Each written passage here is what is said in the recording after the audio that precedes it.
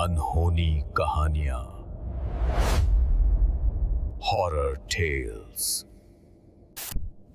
चलिए आज एक ऐसे दूर दराज गांव की कहानी सुनते हैं जिसमें एक बहुत ही गहरा तारीख राज छुपा हुआ था। ये एक ऐसी दास्तान है जो खौफ और धोखे की उन गहराइयों को सामने लाती है जिनका तसव्वुर करना भी मुश्किल है। सोचिए, एक ऐसा गांव जो खौफ के साये में जी रहा हो, जहां हर जिंदगी और यहां तक कि हर मौत का फैसला बस उसी एक अकीदे पर होता था। और फिर वहां एक ऐसा शख्स आता है जिसे देवताओं पर नहीं बल्कि आदादो शुमार पर यकीन था।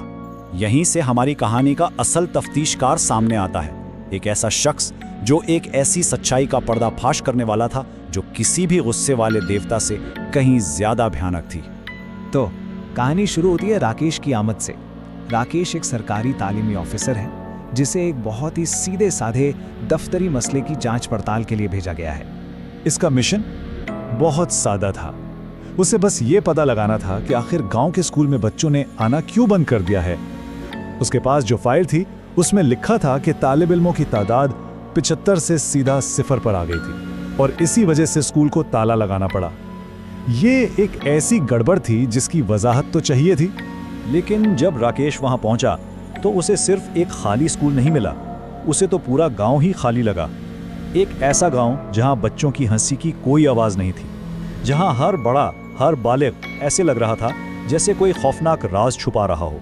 अब जो सरकारी जवाबात उसे मिल रहे थे उनमें कोई दम नहीं था, लेकिन गांव में जो दबी दबी सरगोशियां हो रही थीं और जो अजीबोगरीब वाकयात पेश आ रहे थे, उनसे एक बहुत ही भयानक तस्वीर बनना शुरू हो गई थी।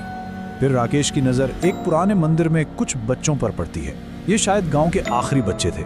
जब वो उनसे पूछता कि वो क्या कर रहे हैं तो एक बच्चा बहुत ही ठंडे लहजे में ये जवाब देता है, कुर्बानी का खेल। ये किस किस्म का खेल है?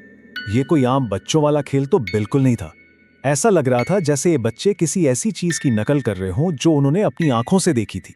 इस पूरे खौफ के मरकज में था गांव का पुजारी अघोरम। और यहाँ ये तजाद देखें, एक पुजारी का काम होता है लोगों की हिफाजत करना, उन्हें उम्मीद दिलाना, लेकिन ये पुजारी अघोरम उम्मीद की जगह दहशत की अलामत बन चुका था।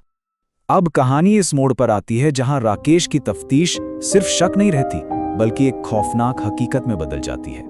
इसे रात को पीने के लिए कुछ अजीब सा दिया जाता है और इसके बाद राकेश को एक बहुत ही भयानक ख्वाब आता है। ख्वाब में वो एक बैल के सर वाला बुत देखता है जिसके पेट के अंदर एक भट्टी दहक रही है।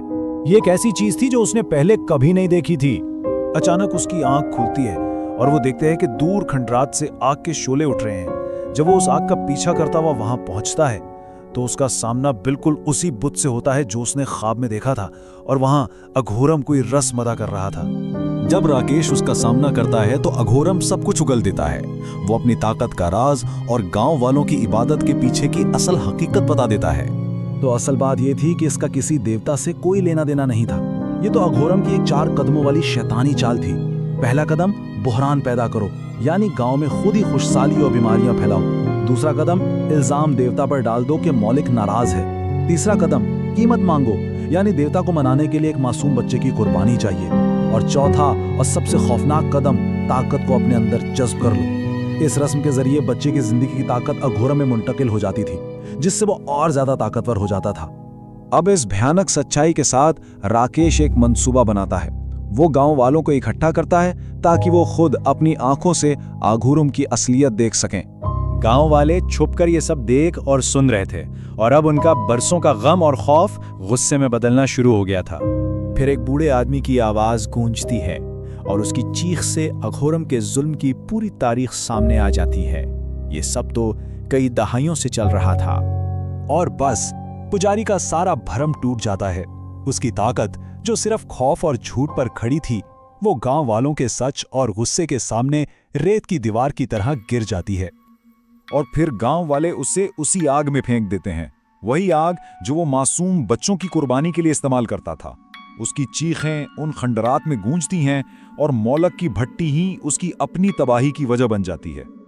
अगली सुबह जब सूरज निकलता है तो गांव पर एक नई रोशनी पड़ती है। कई सालों के बाद वहां उम्मीद की एक किरण नजर आती है। ऐसा लगता है जैसे डरावना ख्वाब खत्म हो चुका था। बच्चे फिर से गलियों में खेल रहे थे, बड़े लोग बगैर किसी डर के हंस बोल रहे थे और राकेश अपना काम मुकम्मल करके वहां से चला जाता है। लेकिन क्या वाकई सब कुछ खत्म हो गया था? कुछ बुराइयां ऐसी होती हैं जिनका साया इतनी आसानी से नहीं जाता। कुछ वक्त गुजरने के बाद अमास की एक काली रात में एक साया उन्हीं खंडरात की तरफ वापस लौटता है। ये कोई और नहीं, अगूरुं का बेटा था। वो जमीन खोदकर उसी बुत को बाहर निकालता है। उसकी आंखें भी बिल्कुल उसी तरह लाल चमक रही थीं और उसकी आवाज़ में खौफ के एक नए दौर का वादा था। तो कहानी यह ख़त्म हो जाती है, मगर एक बहुत ही परेशान कुन सवाल छोड़ जाती है। क्या अगर बुराई एक सबक की तरह है जो एक नस्ल से दूसरी नस्ल को मुंतकिल होती है, तो क्या उसे कभी पूरी तरह ख़त्म किया जा सकता है? क्या कोई नया हीरो आएगा या फिर ये कहानी खुद को दोहराती रहेगी?